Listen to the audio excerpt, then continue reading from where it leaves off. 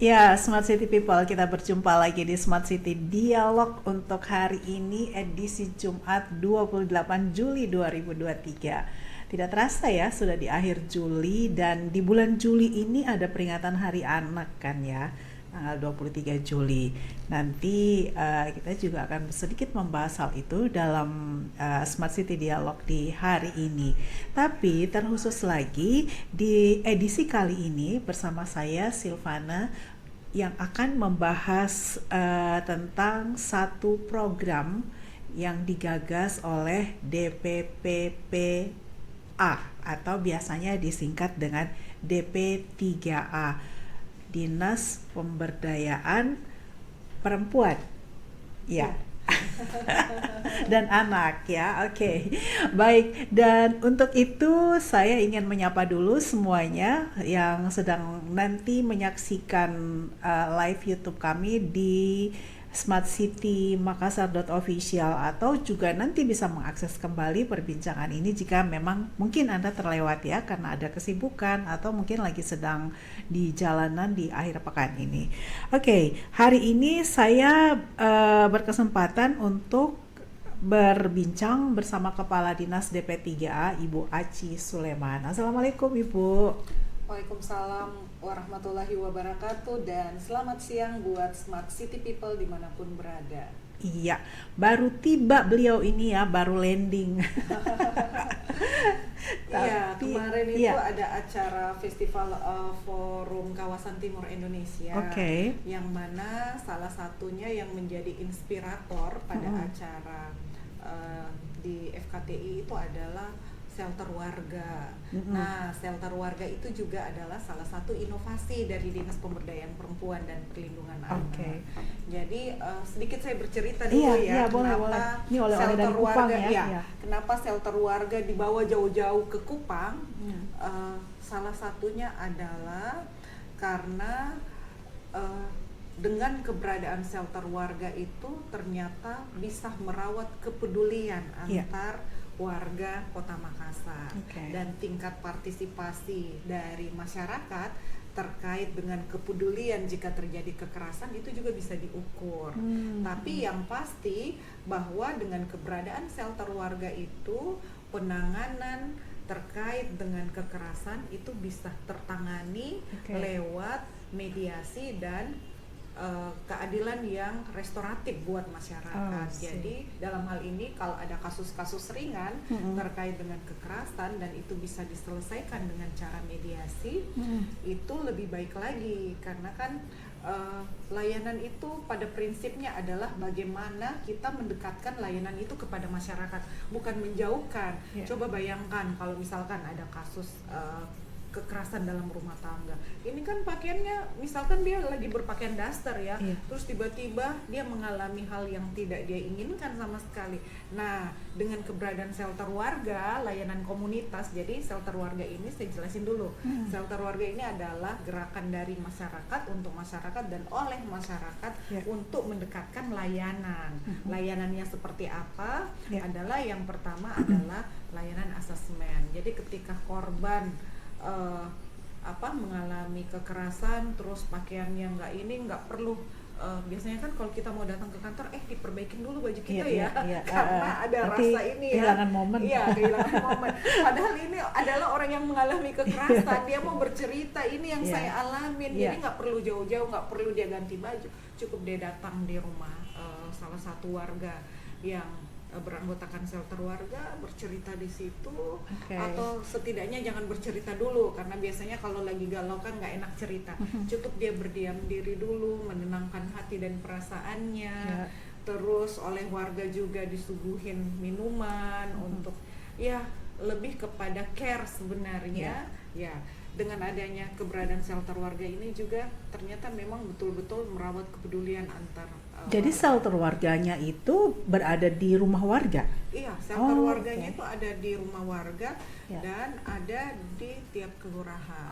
Sengaja kami menghadirkan. Satu kelurahan berapa? Satu kelurahan itu satu shelter Satu warga. shelter, Jadi terdiri dari beberapa warga yang ikut bergabung. Dan ini adalah relawan-relawan Makassar loh, volunteer yang memang mereka selalu berpikiran bahwa siapa lagi yang mau peduli kalau bukan kami-kami di sini. Oke, Ya. itu berarti memang dibentuk di setiap kelurahan, bertempatnya di rumah warga, dan tetapi tidak hanya satu warga dong ya, karena Iya. di situ ada terdiri dari beberapa orang yang menjadi PIC ya, Iya. dari shelter warga tersebut. Oke, menarik. Tapi di Kupang tadi kemarin itu lagi membahas apa di sana? Iya, jadi banyak yang dibahas di Kupang. Salah satunya adalah kita bisa banyak belajar tentang hal-hal yang baru ya, yang bisa menginspirasi. Jadi kalau perwakilan dari Makassar itu bercerita tentang shelter warga, bagaimana merawat kepedulian antar masyarakat. Kalau yang dari Kalimantan, di Kalimantan juga bercerita bagaimana merawat bumi. Iya, merawat bumi dalam hal ini ekosistem yang berkelanjutan. Itu yang disampaikan. Kalau yang dari Ambon, Maluku Tenggara itu bercerita tentang smart register, bagaimana kenaikan pajak lewat aplikasi dan memudahkan masyarakat untuk melakukan transaksi online. Oh sih, tapi berarti tidak hanya terbatas pada pembahasan perempuan dan anak ya di sana? Jadi yang dibahas terkait dengan isu lingkungan, ekosistem yang berkelanjutan, berbicara tentang pendidikan, dan banyak hal. Yang pasti di momen Festival Forum Kawasan Timur Indonesia itu berbicara tentang inovasi, kolaborasi, serta pembangunan yang berkelanjutan. Oke, sip, keren banget ya. Dan Makassar itu sebagai salah satu pesertanya ya. DPP 3A ini Dinas Pemberdayaan Perempuan dan Perlindungan Anak ya. Ini harus satu paket ya, pemberdayaan perempuan dan perlindungan anak ya. Khususnya di DP3A ini terobosannya sudah sangat agresif begitu ya, karena kita lihat saja buktinya bahwa Makassar tahun ini bisa mendapatkan kota layak anak ya. Itu juga salah satu pencapaian yang didapatkan oleh pemerintah Kota Makassar. Ini kan kalau kita berbicara tentang isu perempuan dan anak, ini isu multisektor. Tidak dikerjakan sendiri oleh Dinas Pemberdayaan Perempuan, tapi yang pasti bahwa partisipasi masyarakat itu yang sangat diperlukan terkait dengan pemberdayaan perempuannya ataupun perlindungan anaknya. Tetap masyarakat sebagai garda terdepan. Kalau kami yang OPD ini tinggal merencanakan, melaksanakan, serta mengevaluasi program. Dan pada kesempatan di Smart City People ini, saya ingin mengucapkan terima kasih kepada masyarakat yang turut mendukung untuk pencapaian kota layak anak. Dan terima kasih kepada OPD-OPD yang telah membantu untuk terwujudnya, terutama juga untuk media massa.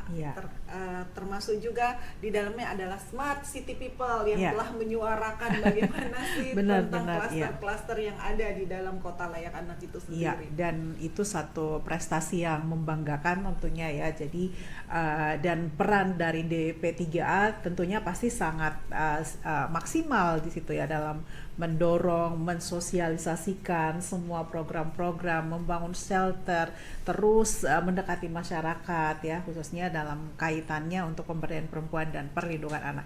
Salah satunya terobosan lain dari DP3A ini adalah Bace ya. Ini dari beberapa program ya. Di situ kan ada kurang lebih 3 ya program. Salah satunya Bace ini adalah program untuk mendukung Makassar Metaverse ya, atau Makaverse yang sudah dicanangkan oleh Wali Kota Makassar. Bace kalau kepanjangannya itu adalah Bala Ama Cara D, gitu ya cara bacanya ya.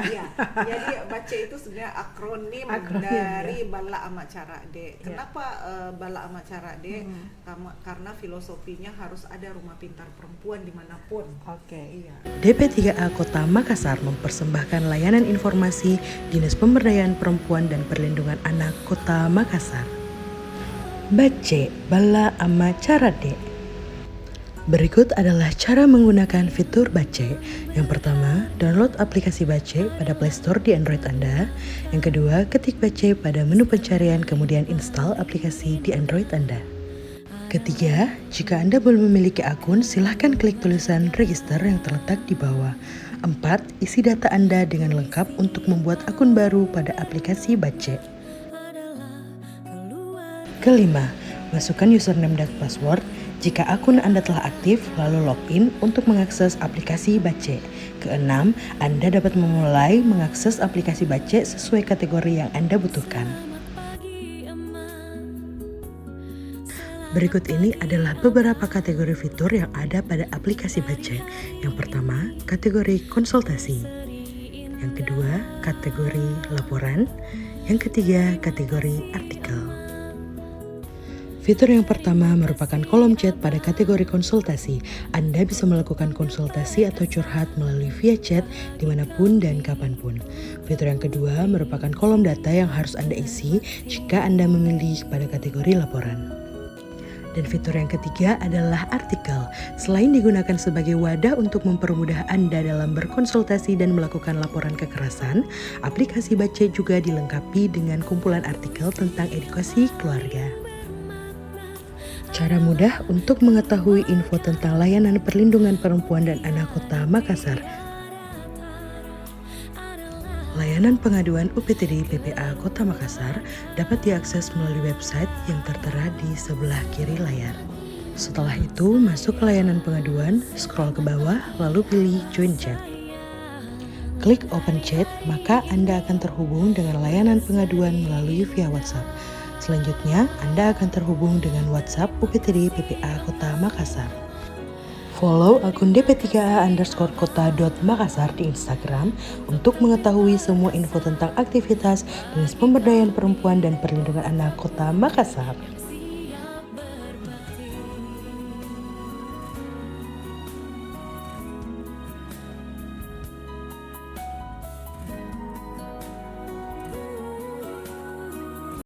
Rumah Pintar Perempuan ini baik lewat aplikasi.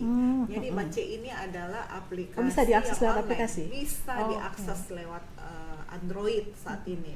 Kami masih berproses dan lewat Android, iOS belum bisa. Jadi masih Android dan ternyata Bace ini juga adalah sarana yang diberikan oleh pemerintah Kota Makassar untuk masyarakat dalam bentuk konsultasi secara online. Jadi ini bisa, ini masih sementara juga berproses.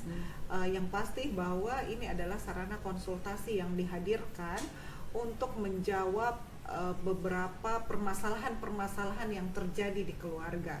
Karena pada dasarnya kenapa ada kekerasan, tentunya itu tidak terjadi begitu saja. Ada proses yang dilalui, termasuk di dalamnya adalah kenapa mesti ada anak yang berhadapan dengan hukum, kenapa mesti ada anak yang bermasalah atau anak yang mengalami bully, itu pasti selalu ada proses di dalamnya. Nah, kalau kita lihat bahwa kebanyakan mereka yang bermasalah, anak-anak yang bermasalah ini selalu muaranya ada di keluarga.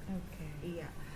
Bisa jadi karena kurangnya kasih sayang oleh orang tua, bisa juga karena adalah pembiaran oleh keluarga, bisa juga adalah pengasuhan yang diberikan itu tidak kepada kelompok intinya, tidak diasuh oleh keluarga inti dalam hal ini ayah ibu, tapi di keluarga lain. Itu juga yang membuat banyak anak yang bermasalah saat ini. Nah, dengan kehadiran Bace ini adalah sarana konsultasi, jadi boleh konsultasi. Nanti layanan kami itu memang ada layanan psikososial juga di dalamnya, dan layanan ini bisa bermanfaat untuk keluarga, anak ataupun tetangga. Jadi masyarakat Kota Makassar bisa mengakses lewat Android. Mereka mengakses, menginstal begitu di HP Android-nya ya. Iya. Nantinya juga ini akan hadir di kontainer-kontainer terpadu. Jadi mereka tinggal datang, kalau misalkan HP-nya nggak bisa, itu nanti akan terkonek. Tapi ini masih dalam proses. Rencana berkelanjutannya itu seperti itu. Jadi mereka tinggal datang di kontainer terpadu, nanti tanyakan bahwa kami akan terhubung dengan Bala Amacara D. Di situ nanti ini masih dalam tahap proses ya. Tapi akan ada konsep konseling atau karena Memang kalau aplikasi itu kami mesti siapkan secara online dan offline-nya. Dan untuk memudahkan saat ini, silahkan datang di pusat pembelajaran keluarga, karena kalau di Dinas Pemberdayaan Perempuan nih ada 2 nih layanannya. Ya. Yang Puspoga ya Pak? Puspaga. Puspaga. Jadi, kalau Puspaga itu pusat pembelajaran keluarga, tempatnya di Jalan Nikel 3 di dekat kantor kelurahan. Jadi layanannya itu juga layanan konsultasi keluarga, konsultasi anak. Nanti ada psikolog anak juga yang disiapkan. Ya, tetap bedanya dengan Bace ini apa? Iya, jadi Bace ini adalah bagian dari Puspaga, Oh, pusat oke. pembelajaran keluarga. Iya. Yang memang kami harus berinovasi ya untuk menjawab berbagai permasalahan yang terjadi saat ini di Kota Makassar. Ya, jadi kalau Bace, kalau kepanjangannya Bala Amma Carade itu kurang lebih artinya adalah rumah baik perempuan ya? Ya, rumah pintar perempuan. Rumah pintar Iya. perempuan ya. Jadi hal-hal apa yang bisa didapatkan di Bace nanti kalau masyarakat ingin mengakses? Iya. Jadi ada beberapa fitur yang ada di dalam aplikasi Bace ini. Iya. Yang salah satunya adalah konsultasi secara online oleh keluarga ataupun anak. Oke. Yang kedua ada juga edukasi yang akan diberikan. Ya. Ini juga bisa diakses lewat artikel-artikel. Jadi ada Oh, artikel di sih. dalamnya nanti yang Iya. akan disiapkan, termasuk artikel misalkan bagaimana sih mengasuh anak di Oh, era oke. modern Iya, ini, iya. bagaimana sih pengasuhan anak misalkan 0 sampai 5 tahun itu seperti apa, 5 Iya. sampai 10 tahun seperti apa, dan perkembangan anak-anak. Saat ini di era digital tentunya ini juga yang akan dimasukkan dalam kolom-kolom artikel. Oke. Tapi di Bace itu ada apa ya, semacam PIC begitu yang mendampingi. Iya, pastinya ketika mereka akan terhubung nantinya dengan Puspaga, tentunya ada konselor di dalamnya. Konselor, Nah, benar. konselor ini yang akan mengarahkan. Oke. Iya. Iya. Hal-hal seperti apa yang bisa disampaikan melalui Bace ini oleh Iya. perempuan?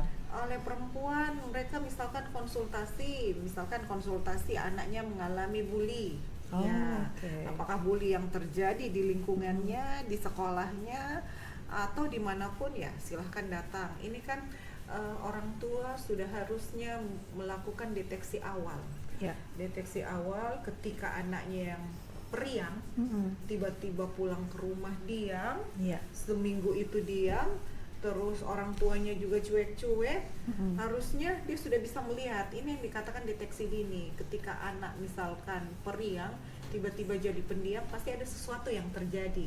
Apakah dia mau bercerita saat itu, atau dia lebih nyaman misalkan bercerita ke orang lain bukan ke orang tuanya, ya, ataupun permasalahan-permasalahan lainnya. Jadi dalam hal ini juga saya pada kesempatan ini juga ingin menyampaikan bahwa ketika anak dari anak kita mengalami sesuatu hal yang periang, tiba-tiba jadi pendiam, pasti ada sesuatu yang terjadi. Tolong dideteksi, tolong dicari tahu. Oke. Siapa tahu dia bermasalah dengan teman-temannya Ya. atau bermasalah dengan lingkungannya, bisa jadi juga dia bermasalah dengan saudaranya. Iya, benar, iya. Iya. Kadang Masalahnya dari seperti- rumah ternyata ya, iya, bukan ternyata dari sekolah. masalahnya dari rumah, terus tidak hanya masalahnya di rumah, ternyata di sekolah juga dia bermasalah, di Iya. lingkungan juga bermasalah. Ya tentunya orang tua sudah harus tahu permasalahan-permasalahan. Dan nanti anak. hal-hal seperti itu bentuk tindak lanjutnya seperti apa, Bu Kadis? Iya, jadi ketika mereka sudah menyampaikan, tentunya asesmen awal itu sudah harus dilakukan. Oke. Itu sudah termasuk di dalam prosedurnya kami ketika melakukan layanan. Ya. Nanti asesmen awal itu tetap nanti dilakukan di Puspaga. Jadi ini cara sebenarnya Bace ini salah satu cara untuk melaporkan Oke, permasalahan bisa keluarga. lebih mudah gitu juga Iya. aksesnya ya. Tapi yang pasti tolak ukurnya adalah layanan itu harus nyaman dan aman. Nah, Termasuk di dalamnya adalah layanan yang terpercaya. ya. Ya kadang kan orang curhat apakah itu bisa dipercaya atau tidak ya tempat kita curhat. Jangan-jangan dia menyampaikan lagi kepada yang lain. Ini yang menjadi perhatian kami juga ketika mereka melakukan konseling ya.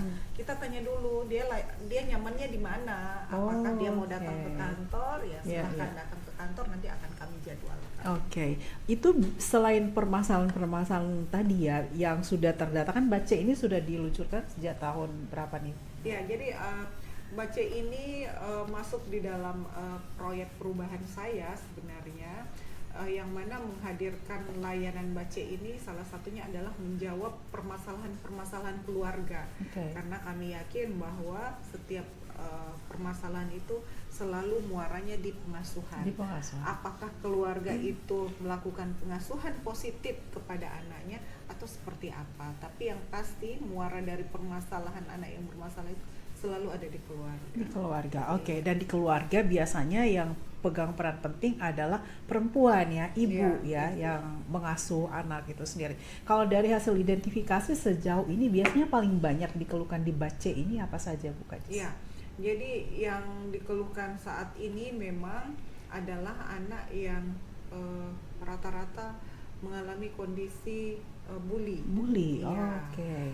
Kami juga kalau saat ini memang lebih kepada konsultasi keluarga. Jadi untuk anak yang melakukan pergaulan beresiko dan hamil di luar pernikahan, ini juga mereka sebelum mendapatkan dispensasi harus konseling dulu, supaya kita kan mau menjaga generasi penerus bangsa kita. Jadi ketika anak hamil di luar pernikahan, yang kita tidak harapkan sama sekali, kita berharap ada pemahaman dari keluarga untuk membentuk keluarga tidak hanya kepada calon pengantinnya juga, baik itu laki-laki maupun perempuan, tapi terlebih dari dua keluarga ini juga harus dipahamkan, bahwa jangan sampai anaknya mengalami hal yang tidak diinginkan setelah pernikahan, termasuk di dalamnya adalah kekerasan yang dialami ataupun permasalahan-permasalahan lainnya. Jadi sarana dari BACE ini sebenarnya adalah sarana edukasi keluarga yang diberikan untuk menjawab permasalahan-permasalahan. Bu Aci, biasanya kan dalam setiap kasus-kasus yang menyangkut perempuan ya, dalam tanda kutip atau anak, itu juga masih banyak di lingkungan masyarakat kita itu yang dikelilingi dengan stigma dan rasa malu untuk bisa diketahui oleh orang banyak, dan ini membuka pola pikir dan biar lebih gercep begitu ya, dan punya sudah kita melapor saja agar semuanya sih lebih transparan, lebih apalagi dengan program-program dan aplikasi yang sudah dibuka sedemikian luasnya ini kan harusnya bisa membuka pintu-pintu lebih banyak orang bisa lebih terbuka, istilahnya seperti itu. Nah, tantangannya di lapangan seperti apa nih dari para konselor-konselor yang bertugas di situ, apakah dari tadi shelter warga, BACE, Puspaga gitu, Bu Aci? Tantangannya pasti selalu datang silih berganti dengan berbagai macam ragam dan variasinya. Tapi yang pasti memang kekerasan itu sebagian masih dianggap itu aib. Iya benar, aib. Tidak gampang untuk menceritakan karena bisa jadi yang terlibat di dalam permasalahan ini atau masalah ini adalah keluarga terdekat, bisa jadi adalah omnya, bisa jadi juga kakeknya, bisa jadi juga ayahnya, bisa jadi juga saudaranya atau tetangganya. Tapi yang pasti memang harus speak up. Ini yang kami coba dorong di shelter warga untuk mereka yang bermasalah itu mau bercerita. Entah bagaimana, memang kalau setiap masalah nggak mungkin orang ditanyain mau cerita semua kita tunggu momen lah. Tapi dari shelter warga ini memang juga kami meningkatkan kapasitas mereka. Salah satunya adalah pemberian psikologi dasar kepada pendamping. Jadi dasar-dasar psikologi ini sudah harus mereka pahamkan juga, sehingga tahu kondisi dan momen di mana kalau ada kasus mereka bisa tahu ininya, permasalahan ini. Dari menteri sebenarnya juga ada program kayak Dare to Speak itu ya, Dare to Speak Up Dare to Speak Up. Harus berani untuk mengungkapkan fakta-fakta gitu ya. kalau kita mengingat kasus kenapa layanan Bace juga ini hadir, Iya. salah satunya adalah tahun lalu itu kita dihadapi dengan permasalahan anak mahasiswa yang mengalami pelecehan. Oke, Iya, iya. pelecehan di kampus, dan mereka merasa lebih nyaman untuk bercerita di akun anonim. Apakah benar. itu bisa menyelesaikan masalah? Tentunya kan tidak seperti Ya, itu malah ya. muncul masalah baru ya. Malahan muncul masalah baru. Iya. Apakah mereka berani speak up? Iya, mungkin juga salah satunya adalah menjawab dari permasalahan itu. Ternyata kebanyakan orang lebih nyaman untuk bercerita atau menyampaikan lewat aplikasi, lewat online. Saat ini memang kalau misalkan tidak terhubung, boleh lewat WA. Oh, oke. Ya, lewat WA. Tapi tidak mereka bisa- banyak untuk persyaratan ya harus menyampaikan hal-hal administratif lainnya. Oh, Su. tidak ada. Tidak, Ini ya? kan kita memudahkan layanan. Iya benar. Iya. Karena kadang-kadang langsung Malahan Iya. iya, malahan ketika kami membuka brosur bahwa ada layanan seperti ini, layanan konsultasi online, malahan yang banyak mau konsultasi ini orang yang dari luar Makassar. Oh, Iya, apalagi ketika kami memajang misalkan di Instagram, yang masuk itu kalau ditanya ibu domisilinya di mana, tinggal di mana, Iya. ternyata dia bilang saya di Kalimantan, Oh, oke. saya di Palu, Tapi saya tetap di bisa Kendari. difasilitasi ya? Iya, jadi tetap difasilitasi.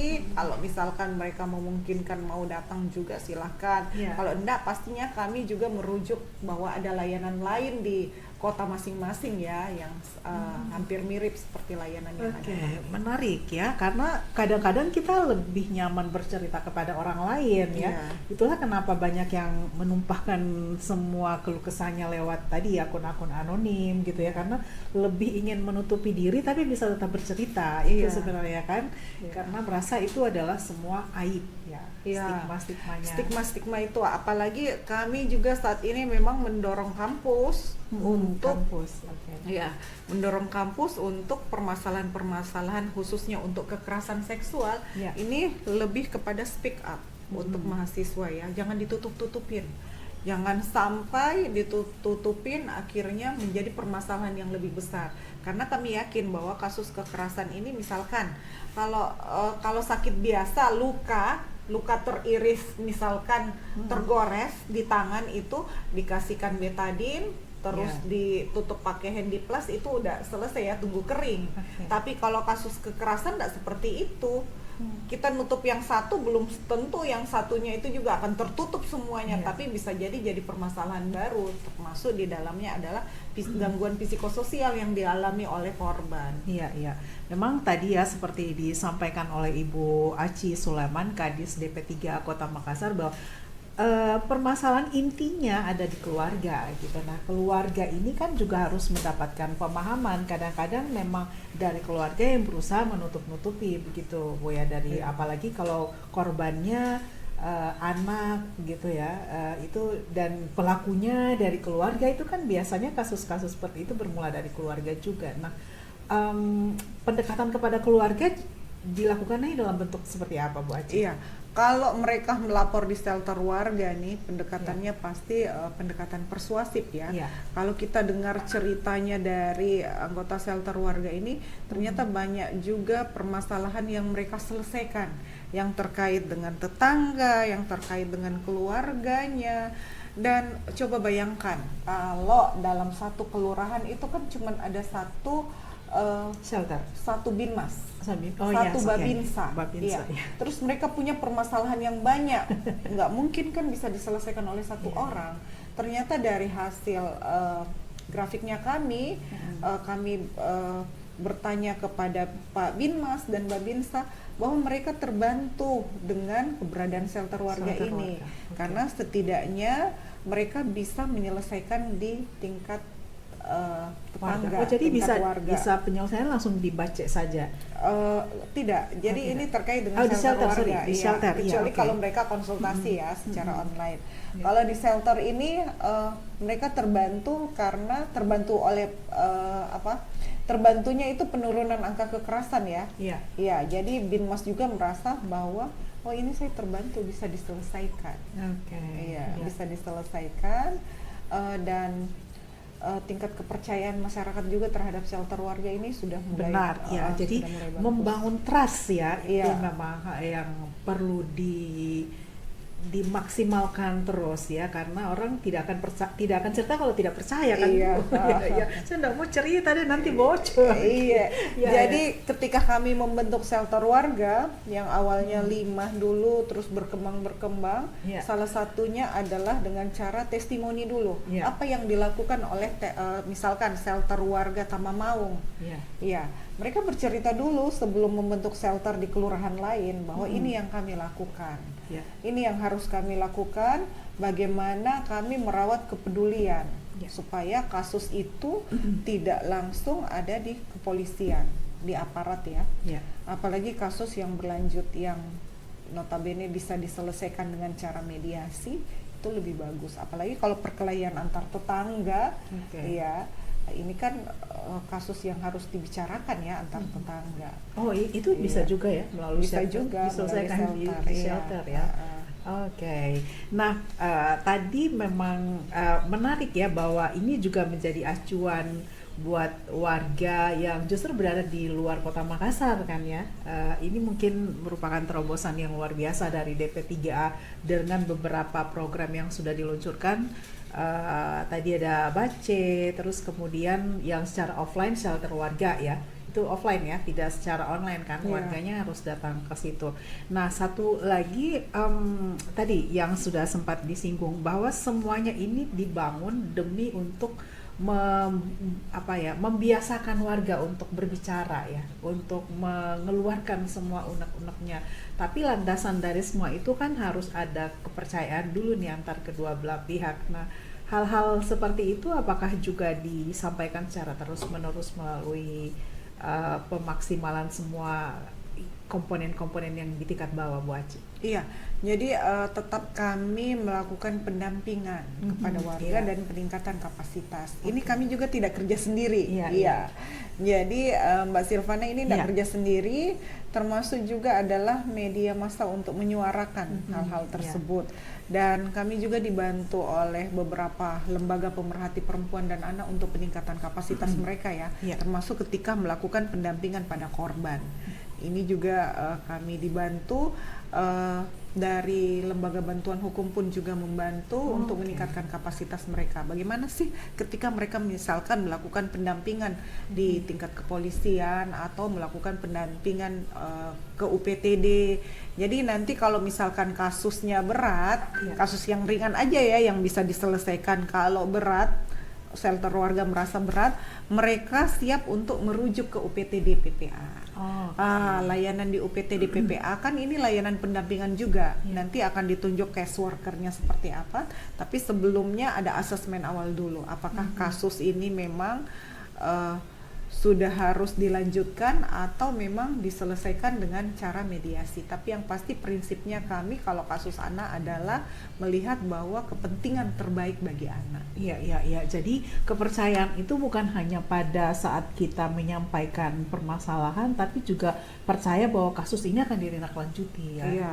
Di follow up-nya seperti apa. Itu tidak yang hanya- harus dulu ya, jangan sampai dibilang Iya. layanannya sudah gratis, Iya, jadi- apakah ini juga layanannya bisa terpercaya atau seperti apa? Ini yang kami benar. berusaha tanamkan juga. Oh, ini adalah layanan gratis tapi mutunya bisa terjamin. Nah, itu dia, mutunya terjamin begitu ya. Jadi di follow up ya, jelas di follow up, ditindaklanjuti begitu ya. Jadi Smart City People ini sudah ada yang disampaikan oleh Bu Aci. Anda bisa memanfaatkan shelter warga di masing-masing kelurahan. Kemudian Bace yang jadi nantinya ke depan ini terus tadi disampaikan berproses untuk terkonek dengan kontainer ya, Iya. kontainer di masing-masing kontainer terpadu. kontainer terpadu Iya. di masing-masing kelurahan ya yang akan dimanfaatkan. Nah, dari hal itu Bu Aci kan kita juga melihat nih bahwa setiap permasalahan keluarga yang biasanya terkena kasus bully ataupun KDRT itu pangkalnya biasanya juga permasalahan ekonomi kan. Iya. Nah, pendampingan ekonomi atau dari ya mungkin ini lintas sektoral ya, lintas dinas ya. Iya, benar. Iya. Jadi terkait, iya memang. Jadi kalau kita lihat kenapa masih terjadi kekerasan dalam rumah tangga, Iya. salah satunya adalah faktor ekonomi. Iya. Iya. Ini juga kita tidak menutup mata bahwa sebagian besar kasus kekerasan itu pasti adalah salah satu penyebabnya adalah karena faktor ekonomi. Dari hal seperti ini juga pemerintah kota menghadirkan yang namanya lorong wisata. Iya. Ya, dengan adanya lorong wisata, apa yang bisa diukur? Salah satu adalah manfaat yang diberikan oleh para perempuan. Ternyata dengan adanya dengan adanya lorong wisata ini adalah meningkatkan partisipasi perempuan untuk berusaha dan meningkatkan partisipasi perempuan untuk kemandirian ekonomi, karena kita lihat bahwa pelaku-pelaku usaha kecil yang ada di lorong-lorong ini adalah kebanyakan perempuan. Jadi terkait dengan isu pemberdayaan perempuan, memang ini adalah isu multisektor.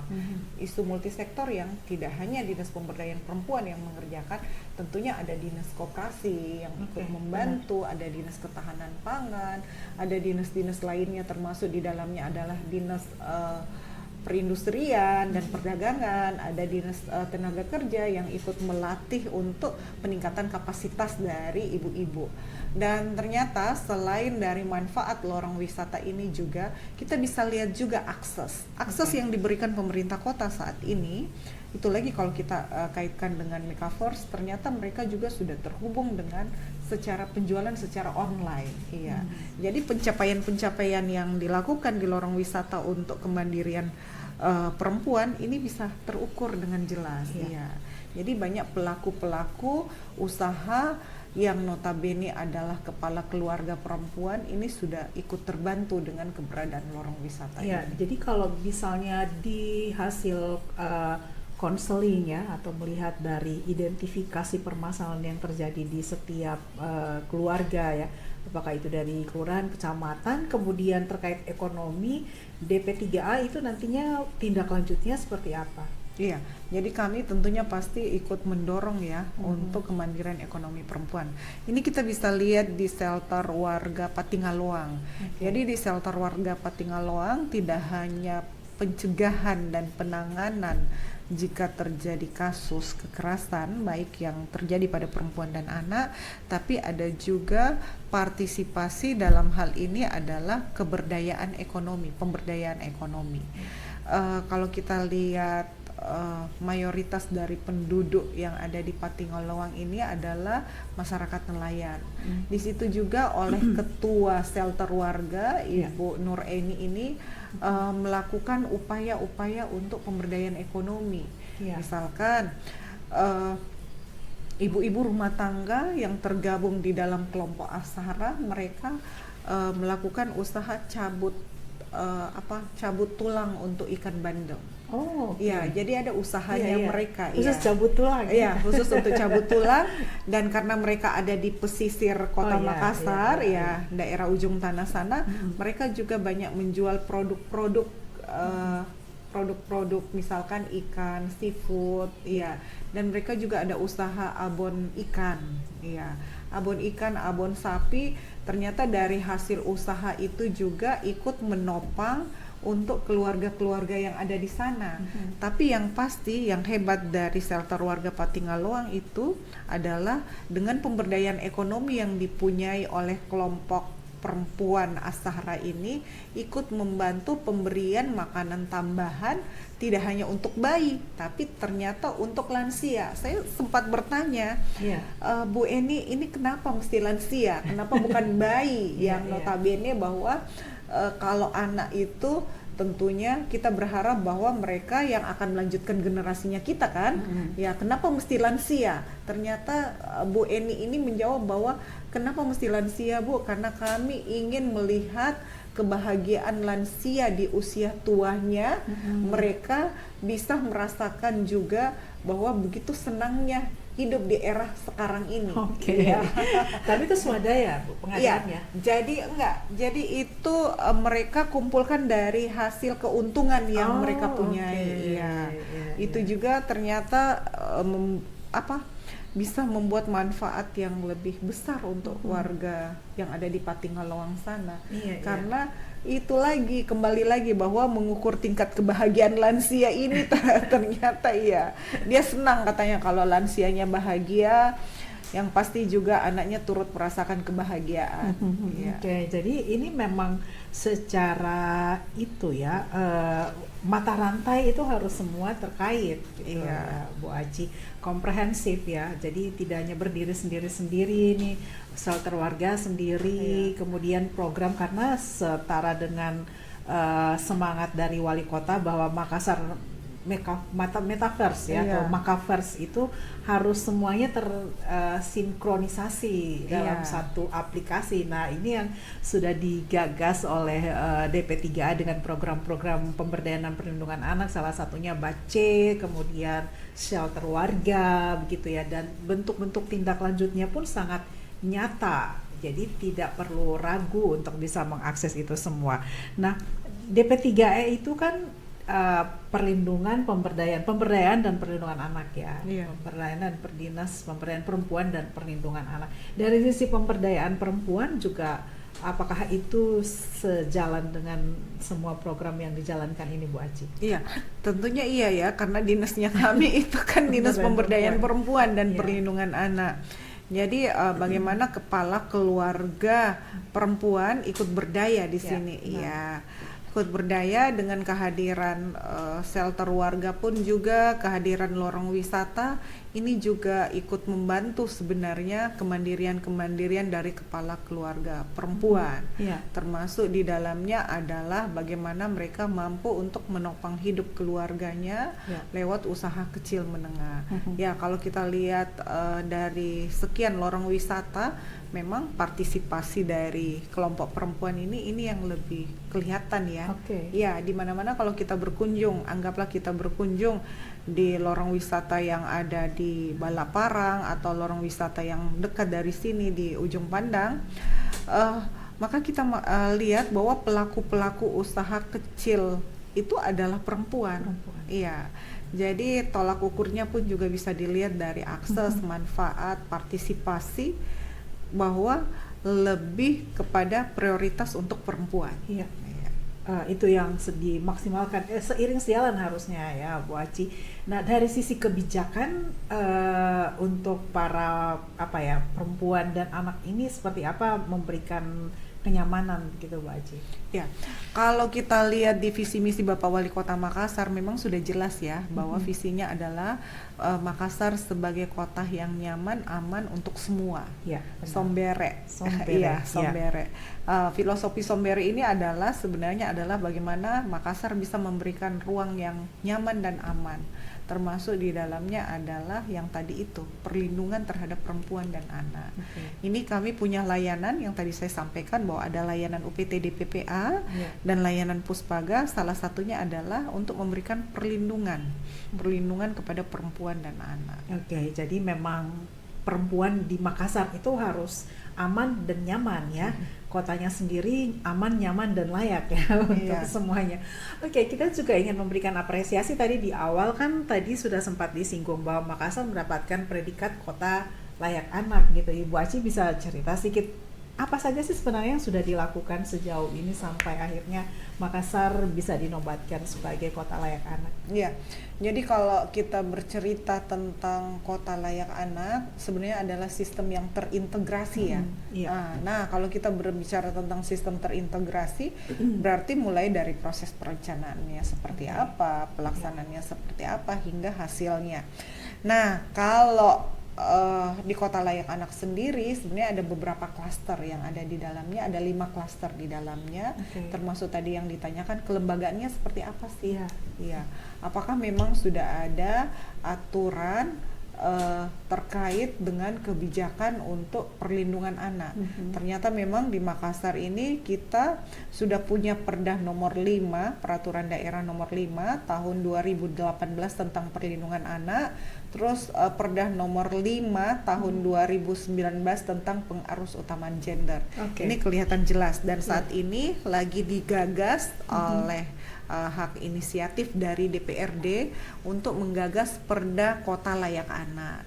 Iya. Apa saja yang nanti dimuat Dimuat di Perda dalamnya Layak adalah tentunya akan terbagi atas 5 klaster. Klaster pencatatan hak sipil dan kebebasan ini sudah sudah di-leading oleh Dinas Catatan Sipil. Bagaimana menjawab untuk hak identitas bagi anak. Apakah itu kartu identitas anak atau akte kelahiran. Ada inovasi yang dikatakan Kucataki. Kucataki itu adalah layanan yang mempermudah untuk mendapatkan akte kelahiran. Ya, akte kelahiran ini adalah sebagai identitas untuk anak. Kalau di klaster pendidikan sendiri, oleh Dinas Pendidikan ini punya inovasi juga, 18 revolusi pendidikan.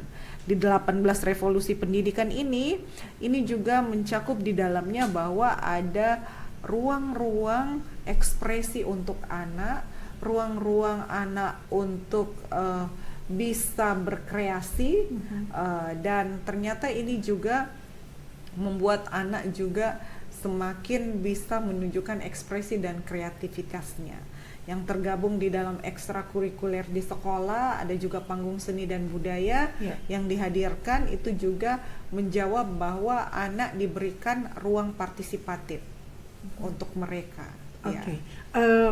Tadi ya, untuk mengekspresikan ya dari para anak kita sendiri ya Bu Aci. Di Makassar kalau yang dilihat dari DP3A sendiri sejauh mana atau seberapa besar ketersediaan ruang ekspresi ya buat anak ya, katakanlah seperti itu. Iya, kalau kita berbicara untuk ruang ekspresi bagi anak ini disiapkan di sekolah. Oh, di sekolah. Iya, di sekolah. Ada beberapa sekolah yang memang menyiapkan untuk hari Sabtu itu sebagai panggung bersama. Ya. Panggung bersama dimaksud di sini, jadi mereka ikut kegiatan ekstrakurikuler dan untuk mereka tampil percaya diri itu disiapkan memang momen. Jadi hari Sabtu itu disiapkan untuk mereka menampilkan semua apa yang mereka pelajari di ekstrakurikuler. Misalkan di SMP 2 yang ada di Amanagapa itu ada panggung bersama juga, malahan panggungnya itu di depan sekolah. Jadi pas kita masuk di ininya, pintu gerbangnya udah berhadapan dengan panggung. Ternyata panggung ini dipakai untuk hari Sabtunya itu untuk menampilkan misalkan yang mereka pelajarin dari ekstrakurikuler terkait dengan tarian Bugis Makassar itu ditampilkan. Yang masuk dalam karate juga ditampilkan, yang masuk dalam pencaksilat juga ditampilkan. Jadi bagaimana memotivasi anak untuk bisa lebih kreatif, dan itu memang tertuang di dalam inovasi yang dikeluarkan oleh Dinas Pendidikan terkait dengan 18 revolusi pendidikan. Jadi sekolah-sekolah memang diharapkan bisa menyediakan tempat-tempat ekspresi begitu ya buat anak di masing-masing sekolah itu sendiri ya. Nah, kita kembali lagi nih ke shelter warga dan kaitannya dengan Bace. Tadi kan kalau Bace layanan online kan seperti itu. Shelter itu layanan offline ya. Untuk mendorong tingkat partisipasi masyarakat, ya kita sih berharap tidak terlalu banyak yang curhat-curhatan juga kan, berarti banyak kasus berarti kan. Tetapi bagaimana sih upayanya untuk bisa mendorong itu, dia tadi Bu Aci, masyarakat bisa lebih luas ya untuk speak up. Atau kalau dilihat dari evaluasinya sejauh ini seperti apa? Iya, jadi kalau kita lihat evaluasinya sejauh ini kan pertama hanya ada 5 shelter, terus berkembang, tahun kemarin itu 70 shelter, tahun ini sudah ada 85 shelter yang ada di berbagai kelurahan. Artinya apa? Bahwa dengan keberadaan shelter ini juga menjawab permasalahan yang ada, dan masyarakat merasa bahwa perlu dan penting ini shelter untuk merawat kepedulian. Memang susah, tapi yang pastinya kalau mereka ditanya, yang para anggota shelter ini, kenapa mereka mau bergabung? Dia bilang, siapa lagi yang mau peduli Bu kalau bukan kami? Iya, artinya masih ada rasa sense of belonging juga ya terhadap lingkungannya, terhadap keluarganya. Memang rasa kepedulian ini sudah harus dimunculkan karena kita berada memang dalam strata kota besar yang memang harus pedulilah antar sesama ya. Harus sering-sering di touch gitu Iya. ya hatinya ya. Oke, kalau yang dibaca sendiri perkembangannya seperti apa, Bu Aci? Iya. Kalau di Bace sendiri ini juga memang banyak juga yang mengakses layanan Bace juga ya, karena ini masih sementara berproses. Kami juga berharap bahwa dengan keberadaan Bace nantinya di counter-counter ini juga mendekatkan layanan kepada masyarakat, entah kasusnya terkait dengan keluarga atau kasusnya terkait dengan anak. Kami berharap bahwa masyarakat punya wadah untuk menceritakan permasalahannya, punya wadah untuk berkonsultasi. Setidaknya ketika mereka bermasalah, pemerintah hadir di tengah-tengah mereka untuk melakukan penanganan permasalahan warga masyarakat. Itu sih sebenarnya poinnya ya, bahwa pemerintah hadir di tengah-tengah masyarakat ya untuk bisa membantu meringankan masalah ya mungkin ya, kalau memang itu masih dalam ranah yang bisa bisa dimasuki seperti itu ya kan Bu Aci, karena mungkin ada persoalan-persoalan yang terlalu terlalu konfidensial ya. Ada hal seperti itu juga kan mungkin. Nah Bu Aci, kalau secara data ya kasus-kasus ya yang ada di Kota Makassar ini seperti apa sekarang, naik turunnya? Iya, tentunya untuk anak dan perempuan ya. Tentunya kalau kita berbicara tentang kasus ini kan mengalami dinamika pasang surut juga ya. Kadang dia tinggi misalkan bulan 1, bulan 2 kadang juga kasusnya mulai menurun lagi. Iya. Jadi kalau dibandingkan dengan kasus perempuan dan kasus anak, memang kasus perempuan, kekerasan terhadap perempuan ini mengalami penurunan ya di akhir tahun 2022 ini berdasarkan data layanan yang ada di UPTD PPA. Tapi kasus anak ini yang semakin meningkat. Ini juga memang perlu saya sampaikan. Karena ini juga kasus kekerasan fisik pada anak yang biasanya berada di urutan ketiga di akhir tahun 2022 ini mengalami kenaikan yang cukup tajam. Kasus kekerasan seksual itu berada di urutan pertama untuk anak. Jadi ini juga yang menjadi alarm, menjadi pengingat kita bahwa begitu banyaknya kasus yang terjadi di sekitar kita. Apa sih yang harus dilakukan? Yaitu tadi bagaimana kita merawat kepedulian antar tetangga. Sehingga kalaupun ada yang kasus itu tidak didiamkan, itu mesti disampaikan, mesti speak up sehingga penanganannya juga bisa cepat tertangani. Kalau dari kekerasan seksual ya yang menempati urutan pertama, pada saat wawancara atau konseling itu biasanya muncul karena apa ya? Itu lagi muncul karena pengaruh dari media sosial. Karena kan kita juga tidak menampik ya, baru arus informasi yang begitu kencang, terus tidak diimbangi dengan pengasuhan yang baik oleh keluarga, terus juga lingkungan juga ikut mempengaruhi, itu juga memang salah satu faktor yang membuat kekerasan seksual ini bisa terjadi. Jadi saat ini kami bersama gugus tugas PAUD Holistik Integratif lagi menyampaikan untuk pengenalan bentuk tubuh. Jadi edukasi kepada anak-anak yang ada di tingkat TK untuk mereka mengenali dari kecil udah diajarkan ini loh bagian yang bisa disentuh dan tidak disentuh oleh orang lain. Apa yang tidak bisa disentuh oleh orang lain? Misalkan daerah T itu mulut, payudara, terus kelamin sama pantat, itu memang sudah harus diajarkan kepada anak-anak kita. Ya, mulai dari saat mereka bisa bicara, ini bentuk tubuhnya, ini ada payudara, ada mulut, ada kelamin, ada pantat. Ini jangan mau disentuh sama orang lain. Ini sudah harus ada pemahaman sama anak-anak bahwa yang bisa menyentuh itu ibunya, bukan orang yang lain. Jadi tidak ada lagi hal tabu ya menceritakan hal itu kan, Bu Aci. Karena kan biasanya kita jadi agak riskan ya kalau orang tua menceritakan kepada anak-anak, ini mana mulut, mana payudara dalam bentuk ini kan itu memang di sebagian keluarga. Iya, jadi itu sudah harus disampaikan menurut tingkatan umurnya anak-anak. Setidaknya pengenalan bagian tubuhnya. Ini misalkan mulutnya kenapa nggak boleh cium bibir, ya. Terus kenapa payudaranya nggak boleh disentuh sama orang lain, ya itu sudah harus disampaikan kepada anak sesuai dengan tingkatan umurnya. Kalau sulit untuk menyampaikan, ini ada lagunya yang bisa diakses lewat YouTube, lagunya sentuhan boleh dan sentuhan tidak boleh, sehingga juga orang tua sudah bisa mengajarkan kepada anaknya bahwa ini daerah-daerah yang tertentu yang tidak boleh disentuh, oh ini yang boleh disentuh. Ini dibaca ada kan ya? Iya, tentunya juga kami ini ada edukasi keluarga kan dalam bentuk artikel, edukasi keluarga.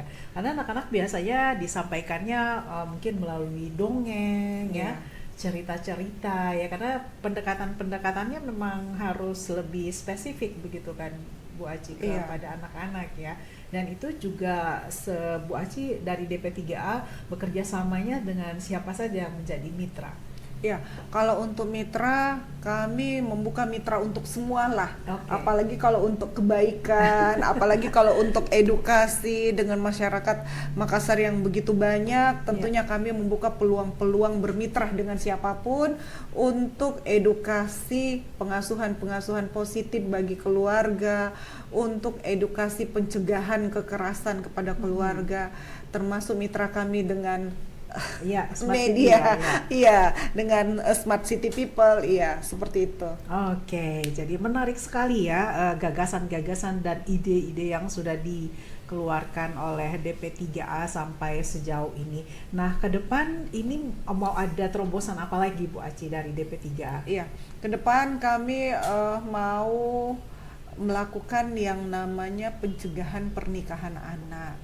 Ini juga ceritanya mau kolaborasi, mau bermitra dengan siapapun, mau berjejaring dengan siapapun untuk menekan angka perkawinan untuk anak. Nanti kami akan gagasannya itu labasok kawin. Labasok kawin. Jadi bukan bakso ya, labasok. Bakso itu akronim juga dari biasanya kan kalau bakso itu nama untuk anak laki-laki. Bakso becek. Kalau sudah ada becek, maka kami akan bikin lagi yang namanya bakso. Bakso itu kolaborasi pencegahan pernikahan anak. Jadi bukan untuk anak laki-laki ya? Bukan untuk anak laki-laki, tapi ini juga buat anak laki-laki juga bahwa jangan menikah di usia anak. Karena ketika mereka menikah di usia anak, tentunya akan ada dampak-dampak baru yang ditimbulkan, termasuk di dalamnya adalah dampak kesehatan untuk perempuan, angka kematian ibu dan anak juga ikut nantinya akan ada ketika mereka menikah di usia anak. Kalau dari segi pendidikan, ya bisa jadi bahwa pendidikan yang dia misalkan ada di strata SMA atau SMP terputus ketika mereka menikah usia muda, dan yang pasti bahwa siklus kekerasan itu akan ada karena yang tadi disampaikan bahwa keberdayaan ekonomi yang belum mapan ya. Jadi harus semua bisa dipastikan, dan peran ibu bapak juga pasti sangat besar di situ ya. Jadi ada bace, ada baso ya. Oke, luar biasa. Nanti ini mulai kapan diluncurkan? Ini juga kami masih menggagas, kami membuka mitra untuk siapapun, berjejaring dengan siapapun, tapi yang pasti untuk masyarakat Kota Makassar ini kami berharap bahwa edukasi keluarga itu penting. Dan edukasinya bisa lewat shelter, bisa lewat bace yang sudah ada tadi ya. Kan kalau tidak salah ada 3 program ya Bu Aci, 3 aplikasi ya. Kalau 3 aplikasi ya, nantinya ada juga yang dinamakan Pacar Puan.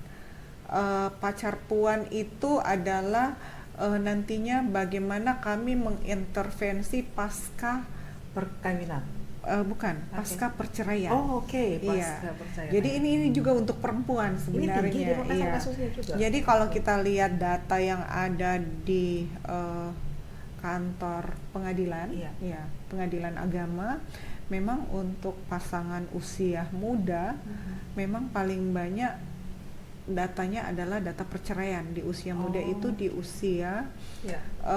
20 sampai 25 tahun. Ini yang Wow. agak besar. Jadi kenapa kami juga melakukan ceritanya Labasok Kawin itu adalah salah satu edukasi untuk pencegahan pernikahan di usia anak. Rata pernikahan dini yang tercatat di DP3 itu umur berapa rata-rata, Bu? Ya, jadi ini juga kami masih mengakses data dari pengadilan. Ya. Kurang lebih memang ada 1000-an lebih untuk perceraian di Kota Makassar. Dan ini coba bayangkan, Mbak Silvana bisa bayangkan bahwa ketika orang tuanya bercerai, anggaplah 1000 perceraian, Ya. menghasilkan 2 orang anak, maka kemungkinan besar akan ada 2000 2.000 anak. Iya, 2000 anak yang akan berimplikasi, akan berdampak pada perceraian orang tuanya. Apakah dampaknya dampak perekonomian, dampak ekonomi dalam keluarga, dampak pendidikannya juga bisa jadi, serta dampak-dampak sosial yang ditimbulkan. Jadi memang pencegahan pernikahan usia anak itu sudah harus dilakukan. Oke, gitu. Sangat kompleks ya, semua permasalahan perempuan dan anak dikelola oleh DP3A ini ya, dengan kepala dinas seorang perempuan juga ya, pastinya bisa lebih memahami ya kan Bu Aji, bisa lebih mendalami, bisa lebih respect ya kepada persoalan-persoalan perempuan dan anak. Oke, terima kasih banyak sudah jauh-jauh dari Kupang, baru landing dengan selamat sampai di Kota Makassar. Bu Aci, di akhir kebersamaan kita di hari ini terkait dengan semua inovasi-inovasi yang sudah digagas oleh DP3A, luar biasa. Nah, apa yang ingin Bu Aci sampaikan kepada perempuan dan anak yang sedang nanti dan nanti juga akan mengakses perbincangan kita ini? Silakan Bu Aci. Cerdas itu pilihan, tapi mencerdaskan orang lain itu adalah hal yang luar biasa. Jadi mari kita sama-sama mencerdaskan orang lain lewat edukasi ataupun pemahaman kita tentang keluarga yang berkualitas. Siap. Terima kasih banyak Bu Aci, sampai sentimental, emosional ya gitu ya. Saking mendalami. Terima kasih banyak Ibu Ya, Aci terima Sulaiman, kasih. Kepala Dinas Pemberdayaan Perempuan dan Perlindungan Anak DP3A Kota Makassar. Selamat sekali lagi dengan semua pencapaian dan inovasi-inovasi yang sudah terus dan akan terus digagas oleh DP3A. Semoga tentunya kita harapkan ini pastinya bermanfaat buat masyarakat seluruh Kota Makassar. Makassar menjadi kota yang layak, nyaman, dan aman bagi semuanya. Kita berjumpa lagi di Smart City Dialog berikutnya. Smart City People, saya Silvana, selamat sore dan sampai jumpa. Assalamualaikum warahmatullahi wabarakatuh. Waalaikumsalam warahmatullahi wabarakatuh.